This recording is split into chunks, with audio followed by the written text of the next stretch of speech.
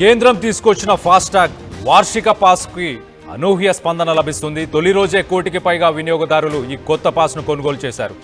National highways, express వేలు వాటిపై వాహనదారులు ప్రయాణ భారాన్ని తగ్గించేందుకు national highways authority of India NHAI FASTag వార్షిక పాస్ను తీసుకొచ్చింది. 3,000 రూపాయలతోనే ఏడాది మొత్తం ప్రయాణించేలా వీలు కల్పించింది. ఆగస్టు 15 నుంచి దేశవ్యాప్తంగా ఈ వార్షిక పాస్ అందుబాటులోకి వచ్చింది.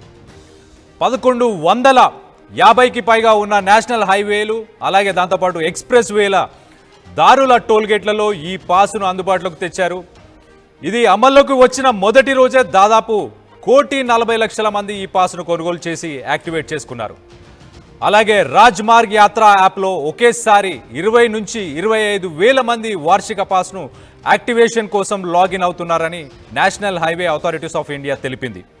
బిజినెస్ వాహనాలకు కాకుండా వ్యక్తిగత వెహికల్స్కి మాత్రమే ఈ వార్షిక పాస్ వర్తిస్తుంది.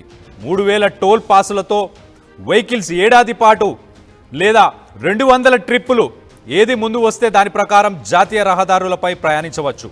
ఒకవేళ ఏడాదిలోపే 200 ట్రిప్పులు పూర్తయితే మళ్ళీ 3,000 రూపాయలు పెట్టి పాసును యాక్టివేట్ చేసుకోవాలి. ఇలా ఏడాదిలో ఎన్నిసార్లైనా యాక్టివేట్ చేసుకోవచ్చు.